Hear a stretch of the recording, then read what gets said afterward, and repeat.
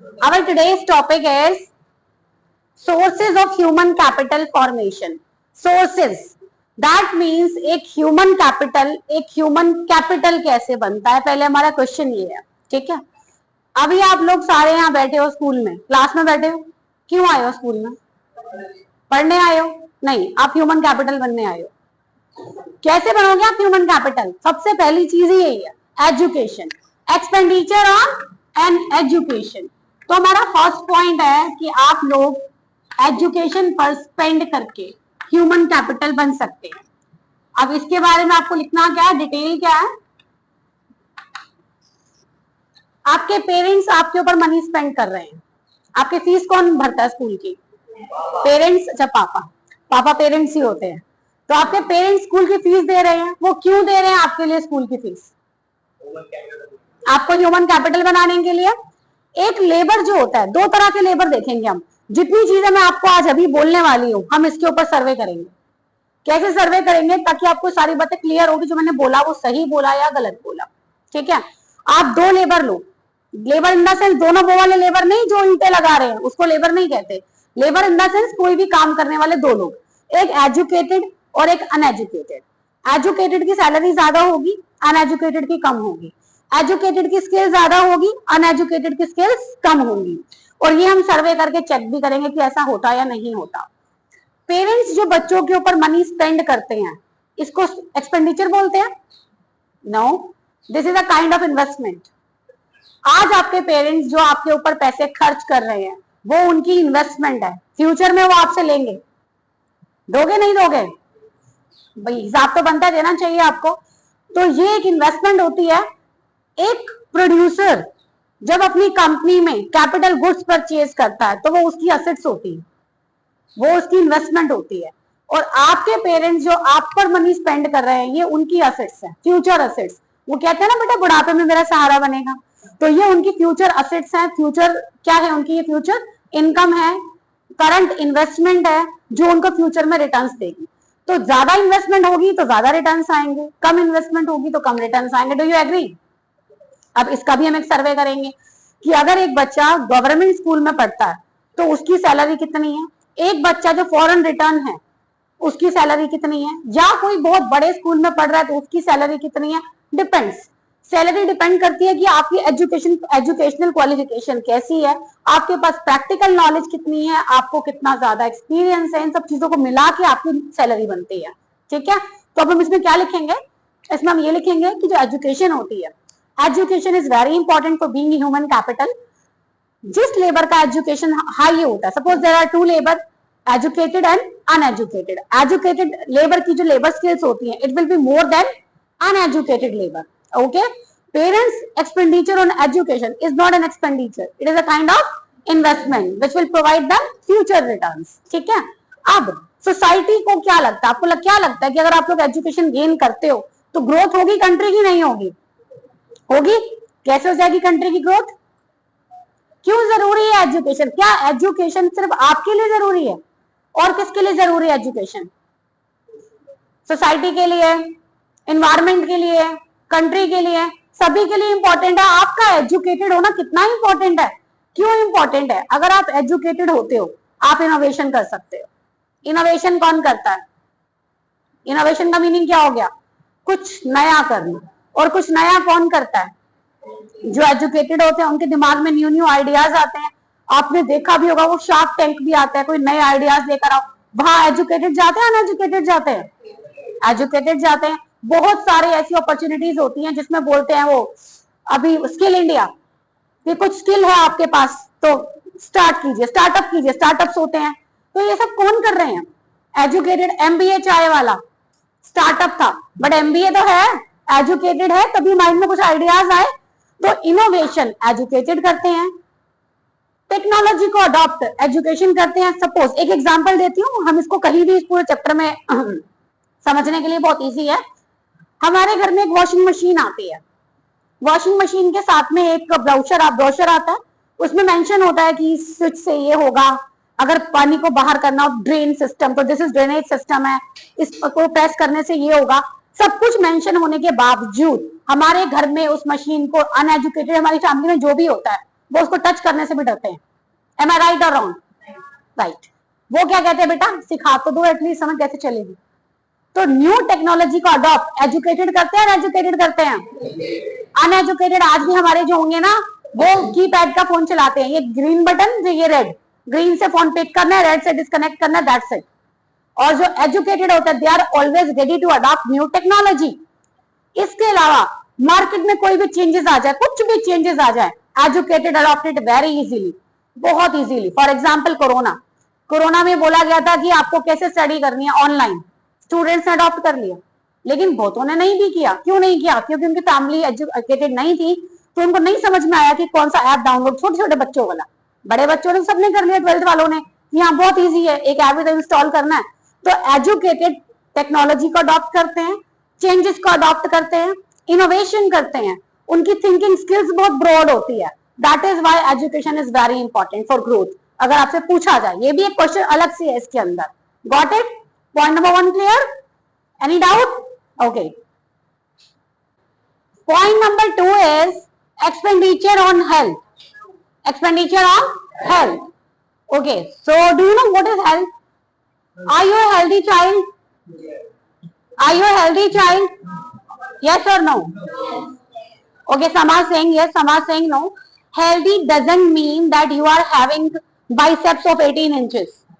It doesn't mean कि आपका एक बॉडी बिल्डर वाला लुक है, आपकी फिजिक है, आपके मसल्स हैं, तो आप हेल्दी हैं।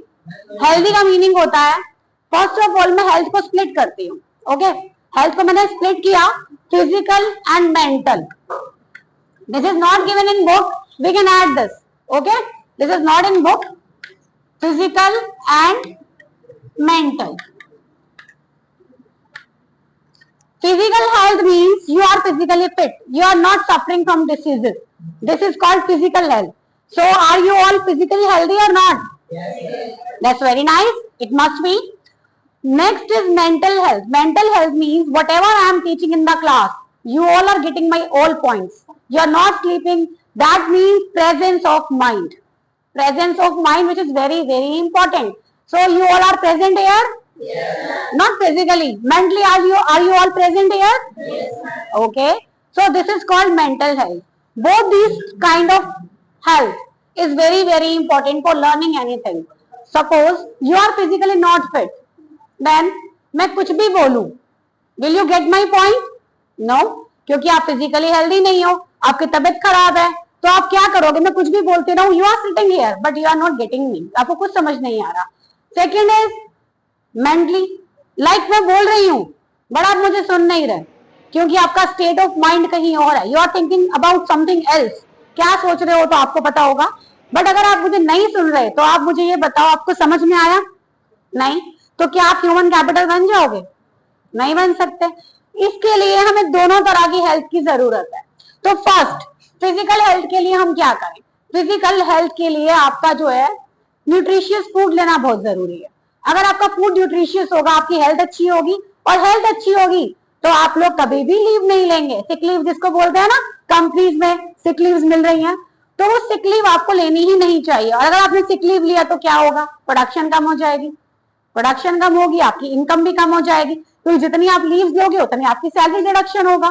तो इसके लिए आपको न्यूट्रिशियस फूड लेना चाहिए जिससे कि आपकी हेल्थ अच्छी रहे। इसके अलावा अगर हम डिस्कस करें पॉइंट बाय पॉइंट कि कैसे एक ह्यूमन जो है फिजिकली हेल्दी रह सकता है। फर्स्ट, कोरोना जब आया था तो आप सभी को कोरोना हुआ था? नहीं हुआ था ना, फिर भी सबने इंजेक्शन लिए, क्यों लिए? ताकि ना हो। तो इसको क्या बोलते हैं? प्रिकॉशंस। क्या बोलते हैं? ठीक है, तो इसको बोलते हैं प्रिवेंटिव मेजर्स। प्रिकॉशंस कहते हैं, प्रिवेंटिव मेजर्स कहते हैं कि कोई बीमारी अगर आपको लगता है कि वो फैल रही है तो उससे पहले ही हमें उसके लिए प्रिवेंटिव मेजर्स ले लेने चाहिए, सो दैट हम उसमें ना ट्रैप हो जाए। सेकेंड इज, सपोज दैट आपको वो बीमारी हो जाती है, तब क्या करना चाहिए हमें? Curative measures. ऑब्वियसली दवाई लेंगे, तो ठीक होने के लिए हमें क्यूरेटिव मेजर्स लेने चाहिए। इसके अलावा very important thing is sanitation. अगर आपके घर के आसपास सफाई है, that means near about your home, और मेनली स्पेशली आपके घर के अंदर अगर क्लीनिंग है तो बीमारी होंगी नहीं होंगी। And fourth very important thing, सबको अवेयर करो। Awareness is very important. जैसे मैं आपको बार बार अवेयर करती हूँ, बेटा एसी नहीं लेना, लेकिन फिर भी लेते हैं सारे के सारे। तो अवेयरनेस सबको दो कि क्या करना चाहिए और क्या करना नहीं चाहिए। You are future generation. आप चाहो, यहाँ पर 40 स्टूडेंट्स बैठे हैं, आप चाहो तो कम से कम 4000 लोगों को अवेयर कर सकते हो। हर एक के 100 रिलेटिव्स तो इजीली हैं, सबको अगर आप अवेयर करते हो तो काफी लोगों को आप लोग अवेयर कर सकते हो। तो एक्सपेंडिचर ऑन हेल्थ, अब इसमें आप कहोगे मैडम एक्सपेंडिचर कहाँ आया, एक्सपेंडिचर ही है। अगर आप न्यूट्रिशियस फूड लेते हो दिस इज योर एक्सपेंडिचर, अगर आप लोग क्यूरेटिव मेजर्स लेते हो this is your expenditure, preventive measures लेते हो दिस इज योर एक्सपेंडिचर। तो we need to expend on our health. Okay, इसलिए चाहिए हमें हेल्थ पे एक्सपेंडिचर करना। क्यों करना चाहिए? To be a good human capital. जो हेल्दी होता है वो ह्यूमन कैपिटल होता है, जो हेल्दी नहीं होता वो ह्यूमन कैपिटल नहीं होता। फॉर एग्जाम्पल, आपके पास जितने भी लेबर्स हैं जो प्रोडक्टिविटी कर रहे हैं, लेबर इन द सेंस मैं टीचर की बात करूं, जो टीचर ज्यादा एब्सेंट रहते हैं आपको उनका समझ में नहीं आएगा। क्यों नहीं आएगा? क्योंकि उन्होंने एक दिन पढ़ाया, वो एक दिन ऑफ थे, वो नेक्स्ट डे आएंगे 2 दिन बाद या 3 दिन बाद, आप भूल जाओगे लास्ट क्या पढ़ाया था। होगा या नहीं होगा? और जो रेगुलर आते हैं उनका आपको डेली याद रहेगा। इवन वो टीचर भी आपसे आके पूछेगा बेटा मैंने क्या कराया था लास्ट टाइम, कहां से स्टार्ट करना है, तो वो प्रॉब्लम आ जाएगी। तो एक हेल्दी ह्यूमन कैपिटल जो होगा वो ह्यूमन कैपिटल फॉर्मेशन करेगा and health plays a very important role in being a human capital. ठीक है, got it? Point number 2। Okay, start कर दो। Point number 3 is on the job training. On the job training, इसका meaning ये आपने business में भी किया होगा, इट्स वेरी इजी, और आप इसको देखेंगे भी रियल लाइफ में। जब आप जॉब करने जाएंगे ना, ये बहुत कॉमनली आपको देखने को मिलेगा। ऑन द जॉब ट्रेनिंग क्या होता है? लाइक आप कहीं पर जॉब कर रहे हो, जॉब के बाद ट्रेनिंग। अब कई लोग कहेंगे मैम जॉब जब मिल गई then what is the requirement of training? तो ट्रेनिंग एफिशिएंसी को इंक्रीज करता है, तभी आपको ट्रेनिंग चाहिए होता है। Do you think I need training? Do you think? But I think I need training. क्यों? क्योंकि सीबीएसई में एवरी टाइम चेंजेस आते हैं। अगर मैं वहां से अपडेट नहीं होंगी तो मैं आपको कैसे अपडेट करूंगी? लाइक कौन से चैप्टर में डिडक्शन हुआ है, कहाँ पे क्या एड ऑन हुआ है, किस टाइप के क्वेश्चंस आएंगे, एमसीक्यूज कितने हैं, क्या ये हमें एवरी टाइम हमें जरूरत नहीं है इसको लर्न करने की? बिल्कुल है। तो टीचर को तो ऑलवेज अपडेटेड होना चाहिए। इसका मैं आपको एक एग्जाम्पल देती हूँ, उसके बाद मैं आपको बताऊंगी कि ट्रेनिंग कैसे दी जाती है। ठीक है, एग्जाम्पल, कोई भी कंपनी अपने एम्प्लॉइज को बोलती है कि ये एक मशीन आई है नई, ध्यान से सुनना, ये एक नई मशीन आई है, इंस्टॉलेशन कर रहे हैं हम इस मशीन की, और ये मशीन के ऊपर ट्रेनिंग सिर्फ उन्हीं को दी जाएगी जो एक कॉन्ट्रैक्ट साइन करेंगे। कॉन्ट्रैक्ट में लिखा हुआ है ये मशीन सीखने के बाद आप लोग 2 साल तक यहाँ से जॉब नहीं छोड़ सकते। ठीक है, और 2 साल तक अगर आप यहाँ कंटिन्यू काम करते हैं तो कंपनी आपको आफ्टर 2 ईयर 1 लाख रुपीज देगी। मतलब सैलरी तो आपकी है ही है, 1 लाख रुपीज। अब आपको सुनने में लग रहा होगा ऐसा कैसे हो सकता है? होता होगा नहीं होता होगा? होता है। क्यों होता है? क्योंकि वो जो मशीन कंपनी ने इंस्टॉल की है और जिसकी वो ट्रेनिंग एम्प्लॉइज को दे रही है, अगर एम्प्लॉइज वो ट्रेनिंग ले लेंगे तो वो ऑन द स्पॉट उसकी ट्रेनिंग लेते ही जॉब छोड़ देंगे। क्यों? क्योंकि उनकी मार्केट में वैल्यू बढ़ जाएगी। वो मार्केट में कह सकते हैं हमें तो वो मशीन की भी नॉलेज है, हमें आता है वो काम भी, और उनकी सैलरी बार बहुत अच्छी हो जाएगी। दैट इज वाई पहले ये बॉन्ड साइन करवा लिया जाता है कि आप ये मशीन सीखने के बाद 2 साल तक कंपनी को नहीं छोड़ सकते, और 2 ईयर तक अगर आपने कॉन्टिन्यूटी में वर्क किया तो कंपनी आपको as a reward 1 lakh rupees देगी। ठीक है, तो ये क्या होता है कि कंपनी वो अपनी कॉस्ट पर आपको ट्रेनिंग दे रही है, तो बदले में कंपनी को भी तो कुछ चाहिए। कंपनी ने आपको जब क्या दिया, ट्रेनिंग दिया, फ्री में दी, पैसे लिए, फ्री में दी, बदले में क्या लिया? आपकी एफिशिएंसी ली ना, आपकी एफिशिएंसी, क्योंकि कंपनी वर्कर्स को ट्रेन करने के लिए, एफिशिएंसी के लिए उनको ट्रेनिंग देती है। अगर वो एफिशिएंट होकर जॉब क्विट कर देंगे तो फिर फायदा क्या उनको ट्रेनिंग देने का? ओके, अब ये ट्रेनिंग क्या होती है? ट्रेनिंग होती है in campus, off campus, 2 type की ट्रेनिंग होती है। ठीक है, कैंपस के अंदर जहां आप काम कर रहे हैं, ऑफ कैंपस, कैंपस के बाहर जाके। लक्ष्य है कितने टाइप की ट्रेनिंग होती है? ट्रेनिंग कितने टाइप की होती है? Name, absence of mind, mentally he is not fit, okay, he is unhealthy. बेटा आर यू हेल्दी? ओके, आपकी मम्मी देखेंगी, कीप स्टैंडिंग। तो in campus, off campus. In campus में क्या होता है कि कंपनी ने बाहर से बुलवाया किसी एक्सपर्ट को और उनको बुला के बोला कि मेरे एम्प्लॉइज को ट्रेन करो। वो आए और उन्होंने आके आपके कंपनी के जो भी एम्प्लॉय से ट्रेन कर दिया। फॉर एग्जाम्पल दिस स्कूल में हमारे लिए बाहर से किसी को बुलाया जाता है, सभी टीचर्स को बिठाया जाता है कि ये आपको ट्रेनिंग देंगे, तो ये हमारी इन कैंपस ट्रेनिंग हो गई। हमने कुछ पे किया नहीं, पे किसने किया? स्कूल ने किया, मैनेजमेंट ने किया, हमने सिर्फ वो ट्रेनिंग लिया और अपनी एफिशिएंसी को इंक्रीज किया। ओके, अब मैम हमको बोलते हैं प्रिंसिपल मैम कि आपको टीचर्स, आप लोगों को बाहर जाना है, इस डेट को एक सेमिनार है, आपने बाहर जाना है, तो हम उस डेट को बाहर जाते हैं, नॉलेज गेन करके आते हैं, सेमिनार अटेंड करते हैं, तो वो हो गया ऑफ कैंपस, बाहर जाके। तो दोनों टाइप हो गए, इससे हम लोगों को ट्रेनिंग मिलती है और हमारी एफिशिएंसी लेवल इंक्रीज होता है। तो एक्सपेंडिचर जो आप ऑन द जॉब ट्रेनिंग जो होती है, ऑन द जॉब ट्रेनिंग में आप जितना ज्यादा ट्रेनिंग लेते हैं वर्कर की, उतनी ही एफिशिएंसी इंक्रीज होती है, और जितनी एफिशिएंसी इंक्रीज होती है उतनी ही प्रोडक्शन हाई होती है और लेबर की वैल्यू बढ़ती है और कंट्री की ग्रोथ होती है, इनकम भी बढ़ती है। ठीक है, तो इज इट गुड और बैड? गुड। इन हो या ऑफ हो, दोनों हमें लेनी चाहिए।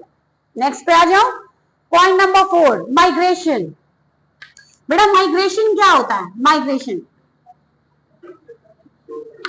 क्या होता है बेटा? माइग्रेशन, बिल्कुल, हाँ जी, move from one place to another in search of job, better job opportunities, good salary. तो जब एक person one place to another place move करता है, for example the person is moving from rural area to urban area, why?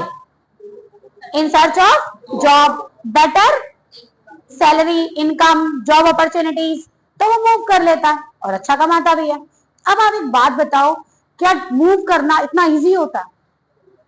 कुछ उसमें consider नहीं किया जाता। अगर आप मूव कर रहे हैं कहीं से भी, you are here in Faridabad, suppose that आपको मुंबई से जॉब का ऑफर आता है, तो आप एकदम से चले जाओगे, क्या चीजें कंसिडर करोगे? कॉस्ट ऑफ ट्रांसपोर्टेशन, कि मेरा वहां आने जाने का कितना लगेगा, cost of living. Suppose that मेरी सैलरी यहाँ 50,000 है, मुझे वहां 80 मिलती है, बट 80 में वो लोग मुझे अकोमोडेशन प्रोवाइड नहीं कर रहे, तो मैं रेंट का रूम भी लेना पड़ेगा, मुझे खाना भी बनाना पड़ेगा, और खाना नहीं भी बनाना बाई चांस तो मुझे टिफिन सर्विसेज लेनी पड़ेगी। तो इन दैट केस अगर मेरे को 20 मेरा अकोमोडेशन पे लग रहा है या फिर मेरे खाने पर लग रहा है, टिफिन पे लग रहा है, तो 10 के लिए मैं जाऊं इतना दूर फैमिली छोड़ के? नहीं ना। तो कॉस्ट ऑफ ट्रांसपोर्टेशन कितना लगेगा आने जाने का, कॉस्ट ऑफ लिविंग, ये चीजों को कंसिडर किया जाता है। और फैमिली, वेरी इंपॉर्टेंट, कि फैमिली छोड़ के जाना है कि फैमिली लेके जाना है। अगर फैमिली से अफेक्शन है तो छोड़ के जाना नॉट पॉसिबल, तो हम माइग्रेशन नहीं करते हैं। बट अगर माइग्रेशन करते हैं तो माइग्रेशन से क्या होता है? माइग्रेशन से क्या होगा? You will learn something new, सीखोगे नहीं सीखोगे? तो माइग्रेशन से जब एक person one place to another place move करता है तो वो बहुत कुछ सीखता है और वो ह्यूमन से ह्यूमन कैपिटल बनता है। कैपिटल बनने के लिए ही वो जाता है, वैसे नहीं जाता, वो अपनी एफिशिएंसी को बढ़ाने के लिए। ठीक है, कहीं दूसरी जगह से जब आप आते हो तो आपकी सैलरी बढ़ती है नहीं बढ़ती है? सुना होगा, पेरेंट्स ने भी कहा होगा कि 2 साल बस मेरी वहां जॉब लग जाए, उसके बाद तो मेरे को सैलरी यहाँ भी अच्छी मिल जाएगी। क्यों? क्योंकि वहां का एक टैग लग जाता है। माइग्रेशन क्यों करते हैं? अपनी एफिशिएंसी को इंक्रीज करने के लिए। Okay, last point, expenditure on information. Expenditure on information, इसका मैं आपको बहुत सिंपल सा एक एग्जांपल देती हूँ, बहुत ही सिंपल सा। आप लोगों को अगर 20 रुपीज दिए जाए अभी, तो आप क्या करोगे? क्या करोगे? आप लोग, मुझे पता है, या तो कुछ खा पी लो, चॉकलेट खा लोगे या आइसक्रीम खा लोगे। क्यों? क्योंकि आप लोग ह्यूमन कैपिटल नहीं बनना चाहते। कोई बच्चा मुझे ये नहीं बोलेगा कि मैम मैं बाहर से ना 2-3 पुराने न्यूज़पेपर लूंगा पढ़ूंगा, मतलब ही नहीं है ऐसी बात करने का, तो है ना। तो एक्सपेंडिचर ऑन इंफॉर्मेशन क्या होता है? एक जो ह्यूमन होता है, he spends more and more on collecting information. आपने देखा होगा कि हमारे यहाँ कोई ना कोई ऐसा होता है जिसके पास इंफॉर्मेशन इतनी सारी होती है, जिनके पास बैठते हुए डर लगता है कि हम उनसे बात भी करें कि नहीं करें, क्योंकि बात करते ही ना वो क्वेश्चंस इतने सारे लेकर आते हैं कि लगता है दूर से नमस्ते, है ना। होता है कि नहीं होता? तो जितना ज्यादा आप एजुकेशन पर, जितना ज्यादा आप इंफॉर्मेशन पे कलेक्ट करेंगे, खर्च करेंगे, स्पेंड करेंगे, उतने ही आप ह्यूमन कैपिटल बनेंगे। कैसे? आप कहीं जॉब ट्राई करने जाते हैं, कहीं भी जॉब करते हैं, तो सबसे पहले आप इंफॉर्मेशन कलेक्ट करते हैं वहां सैलरी कितनी होगी, या डायरेक्ट चले जाते हो? नहीं, पहले इंफॉर्मेशन कलेक्ट करते हैं कि सैलरी कितनी होगी, फिर सपोज दैट सैलरी अच्छी है तो वहां का वर्किंग एनवायरनमेंट कैसा होगा, इस पर हम इंफॉर्मेशन कलेक्ट करेंगे। तो वहां कहीं भी जाने से पहले पूरी इंफॉर्मेशन कलेक्ट की जाएगी। इसमें मैं आपको 2 पॉइंट ऐसे बोलूंगी which is not given in the book but very very important, क्योंकि हमें लाइफ में सबसे ज्यादा इंफॉर्मेशन 2 मेन चीजों की चाहिए होती है, एक एजुकेशन, दूसरा हेल्थ। इनसे हमारी जिंदगी या तो बनेगी या जिंदगी बर्बाद हो जाएगी। कैसे? You all are in class 12, okay, इसके बाद कहां जाओगे? कॉलेज। एक फ्रेंड ने बोला हाँ भाई कहां से, बहन कौन से कॉलेज जाएगी? दूसरी ने बोला बहन मैं तो दयानंद कॉलेज जाऊंगी। अच्छा मैं भी चलूंगी, चल। Without getting information, without collecting information, आपने कलेक्ट किया कि जो नेहरू कॉलेज है, सॉरी दयानंद कॉलेज है, वो कौन सी यूनिवर्सिटी के अंडर आता है, उस यूनिवर्सिटी को ग्रेडिंग कितनी मिली हुई है, क्या उस यूनिवर्सिटी के बेसिस पर फॉरेन में जॉब लग जाएगी, क्या उस यूनिवर्सिटी के बेसिस पर अदर स्टेट्स में जॉब लग जाएगी? नहीं, आपने कोई इंफॉर्मेशन कलेक्ट नहीं किया। आपको तो ये भी नहीं पता कि यूनिवर्सिटी जो होती हैं वो यूजीसी के अंडर आती हैं, उसके अंदर उनको रेटिंग मिलती है A grade, B grade, B plus, A plus. आपने कोई इंफॉर्मेशन कलेक्ट नहीं की, बस ये देखा कि उस कॉलेज में अच्छा है, घूमने के लिए अच्छा है, बड़ा कॉलेज है, मुझे वहां जाना है, बात खत्म। तो आपने अपना फ्यूचर बर्बाद कर दिया। क्यों? क्योंकि आपने इंफॉर्मेशन कलेक्ट करने पर ना टाइम लगाया ना पैसा लगाया। तो ये समझ में आ गया क्या होता है, कितना इंपॉर्टेंट होता है। दूसरा, हेल्थ। हेल्थ, सपोज दैट आप बीमार हो या घर का कोई फैमिली मेंबर, टचवुड ना हो, लेकिन अगर कोई बीमार होता है, आप किसी भी हॉस्पिटल में चले जाते हो, कहीं भी, ये घर के पास है चलो इसमें चलते हैं, किसी में भी चले जाते हो? नहीं, फिर किस में जाते हो? कहां पे? फैसिलिटी थोड़ी अच्छी हो, लेकिन आपने एक बार भी इंफॉर्मेशन कलेक्ट नहीं की कि उस हॉस्पिटल में कहीं बॉडी के पार्ट सेल तो नहीं कर देते। देखा होगा आपने, बहुत सारे हॉस्पिटल्स होते हैं, कई बार आपको ये भी नहीं पता कि जिस हॉस्पिटल में आप जा रहे हो उस हॉस्पिटल में क्या है और क्या नहीं है। ये एक्सपीरियंसेस हैं जो आप लोगों ने सुने होंगे, अभी आपने फेस नहीं किए होंगे क्योंकि आपकी एज बहुत कम है। लेकिन अगर आप कभी किसी सीनियर से सुनोगे तो वो डेफिनेटली आपको बताएगा कि भाई मैं तो उस हॉस्पिटल में गया था, मेरे साथ तो ये हो गया, बड़ा खराब हॉस्पिटल था, उनको कुछ आता नहीं है। क्यों? क्योंकि उन्होंने वहां जाने से पहले इंफॉर्मेशन कलेक्ट नहीं की। तो 2 मेन चीजें होती है जिसकी इंफॉर्मेशन कलेक्ट करना बहुत जरूरी है, एक हेल्थ और एक एजुकेशन। दोनों में से अगर आपने एक की भी इंफॉर्मेशन कलेक्ट नहीं की तो आपकी पूरी लाइफ फिनिश है। अगर एजुकेशन की नहीं की तो क्या हो जाएगा? करियर बर्बाद।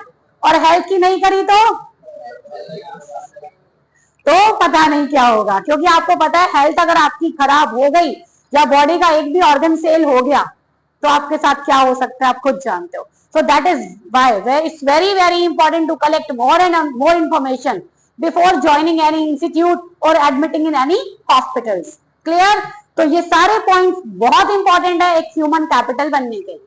Clear? For very small question related to this chapter, literate and educated. ये वर्ड आपने सुने होंगे, जब इंग्लिश पढ़ी थी आपने, इंग्लिश सब्जेक्ट में होगा लिटरेट, है ना, इज इलिटरेट, इज लिटरेट। तो लिटरेसी एंड एजुकेटेड, इसमें डिफरेंस क्या है? आर यू ऑन लिटरेट और एजुकेटेड और बोथ? लिटरेट, एजुकेटेड और बोथ, आप दोनों लिटरेट है, आप लिटरेट, एजुकेटेड, आप दोनों हैं? कुछ पता? चलो ठीक है, अब बता देते हैं। लिटरेट का मीनिंग होता है the person who is able only to read and write. Literate means who is able to only read and write, जिसको लिखना आता है और पढ़ना आता है उसे बोलते हैं literate. Educated, like I am 12th, I am graduate, I am post graduate, this is called educated. That you are having any degree, any certificate, ठीक है, तो you are 10th only, 11th, but 11th को consider नहीं करते, 10th बोला मैंने। तो this is called literate and this is educated. अब मुझे बताओ, आपने गांव में देखा, गांव में कई लोग आते हैं कि आपने अपना नाम लिखना सीख लो, बस पूरे पेपर में क्या लिखा उनको नहीं पता, वो इंग्लिश में पूरा एक को लिख के ले आते हैं और उनको ये बोलते हैं कि आप नाम लिखना सीख लो। वो भी नाम लिखना सीख जाते हैं, कैमल है कमल, और उन्होंने अपना साइन किया कैमल है कमल, तो they are able to read and write कि मैंने क्या लिखा मुझे पता है, मैंने पढ़ भी लिया मैंने क्या लिखा, बट उन्होंने वो पेपर पढ़ा पूरा नहीं। तो लिटरेट ब्रॉडर कंसेप्ट हुआ या एजुकेटेड ब्रॉडर कंसेप्ट हुआ? बिल्कुल। तो education is a broader concept, literacy is a narrow concept, ठीक है। तो इतना सा ही था बस कि लिटरेट मतलब रीड एंड राइट और एजुकेटेड मतलब proper qualification, certificate, degree, and literate is a narrow concept and education is a broader concept, that's it. ये इसके साथ कनेक्टेड था।